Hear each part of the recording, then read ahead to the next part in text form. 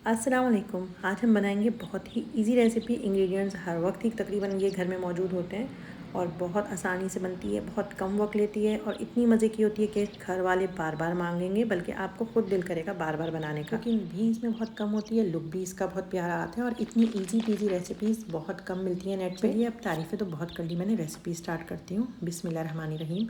सबसे पहले हमें चाहिए आधा कप दूध। दूध ले लें आप, कोई सा भी दूध हो, गर्म नहीं होना चाहिए, ठंडा दूध हो या नॉर्मल टेम्परेचर पे हो। इसके अलावा हमें चाहिए बिस्किट्स, टी बिस्किट्स चाहिए हमें।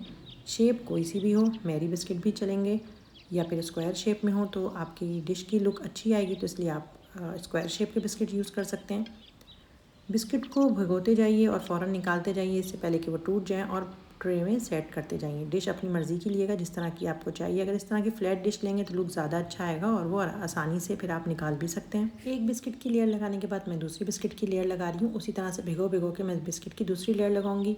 मैंने इसमें तकरीबन 3 मीडियम साइज़ के बिस्किट के पैकेट यूज़ किए हैं। अब ये आपके ऊपर डिपेंड करता है आपने किस टाइप के बिस्किट लिए हैं, उनका साइज़ कितना बड़ा है और पैकेट कितना बड़ा है। तो अगर बच भी जाएँ तो कोई बात नहीं है, आप बाद में चाय के साथ खा लिएगा। बिस्किट की तह लगा के मैंने साइड में रख दिया है। अब मैं एक नॉन स्टिक पैन ले रही हूँ, क्योंकि मुझे दूध को रोस्ट करना है। तो आप कोई सा भी मिल्क पाउडर ले लीजिए, और 1 कप मिल्क पाउडर है और इसको बिल्कुल हल्की आंच पे हम लोग चमचा चलाते जाएंगे और मिक्स करते करते हमें पता भी नहीं चलेगा कि ये कब लाइट ब्राउन हो जाएगा। दूध के लाइट ब्राउन होते ही हम चूल्हा बंद कर देंगे और उसमें हम ऐड करेंगे 1/4 कप तेल, इसके अलावा 1/4 कप चीनी, और हम एक ऐड करेंगे क्रीम का पैकेट। क्रीम का पैकेट आप यूज़ करें या इस तरह की टिन वाली क्रीम यूज़ करें, जो भी आपके पास है आप वो ऐड कर सकते हैं। मिल्क पैक क्रीम भी आप ऐड कर सकते हैं, जो भी आपके पास है। मेरे पास इस वक्त टिन वाला क्रीम था तो मैंने टिन वाली क्रीम यूज़ करी। कुकिंग का काम हमारा बस इतना ही था। बस अब हमें इसको मिक्स करना है और चीनी हमारी डिज़ोल्व हो जाए उस वक्त तक हमें इसको अच्छे से मिक्स करना है। दूध हमारा अभी गर्म है, इसलिए हमारी चीनी जल्दी से डिज़ोल्व हो जाएगी। इसीलिए जैसे ही आपका दूध रोस्ट हो जाए आप फ़ौरन इसमें ये तीनों चीज़ें ऐड कर दें। चीज़ें हमेशा रेडी रखा करें कुकिंग करते हुए। अभी हमारी इतनी स्मूथ सी पेस्ट बन गई है, जिसको हम अपनी बिस्किट की लेयर के ऊपर ऐड करते जाएंगे और पूरे में स्प्रेड कर देंगे इसको। पाकिस्तान में स्क्वायर शेप्स के बिस्किट बहुत कम मिल रहे होते हैं, लेकिन डिश का लुक स्क्वायर शेप के बिस्किट से ज़्यादा अच्छा आता है। कटिंग में आसानी होती है, सर्विंग में भी आसानी होती है। तो अक्सर यहाँ पे अब ईरानी बिस्किट्स के नाम से बिस्किट्स मिलने लगे हैं जो स्क्वायर शेप में होते हैं। अभी मैं वो यूज़ नहीं कर रही हूँ, लेकिन मैं अक्सर उसी से अपनी हला बनाती हूँ।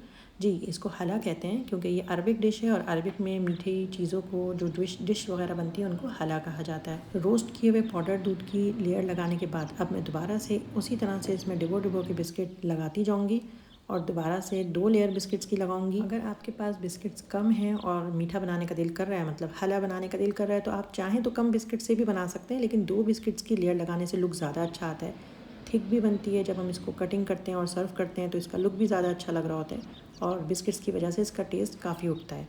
लास्ट लेयर के लिए चाहिए हमें क्रीम, कोई सी भी क्रीम यूज़ कर सकते हैं, टिन वाली या मिल्क पैक, और इसके अलावा पुडिंग का साशे चाहिए। इस तरह से बॉक्स आएगा जिसमें पुडिंग का साशे होगा। सिर्फ इन दोनों चीज़ों को मिक्स करना है और अच्छे से इन दोनों चीज़ों को मिक्स करना है। इसके लिए आप किसी भी चमचे से आराम से इसको मिक्स कर सकते हैं।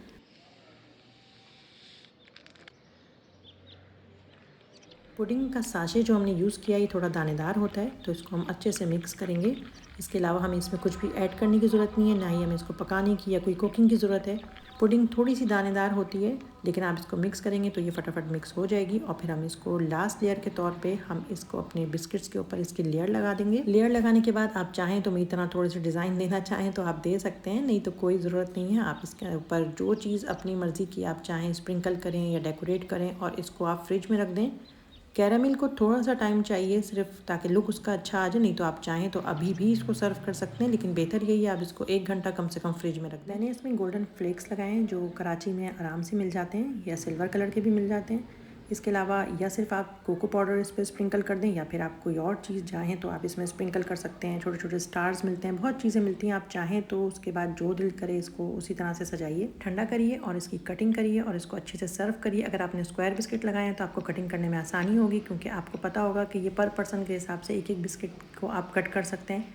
यमी यमी सी सॉफ्ट मुँह में घुल जाने वाली हला हमारी रेडी है। आप इसको कोई भी नाम दीजिए, आप इसको डेजर्ट बोलिए, आप इसको कैरामल डिलाइट बोलिए, आप इसको पुडिंग कहिए, जो नाम आपका दिल चाहता है आप इसको दीजिए। यकीनन घर वाले भी आपसे इसका नाम ज़रूर पूछेंगे और बार बार बनाने के लिए कहेंगे। आपको इसी तरह की ईजी रेसिपीज़ के लिए मेरे चैनल को विजिट करिए, चैनल को सब्सक्राइब करना ना भूलिएगा। दुआओं में ज़रूर याद रखिएगा। मैं मिलूँगी नेक्स्ट रेसिपी में, जब तक के लिए अल्लाह हाफिज़।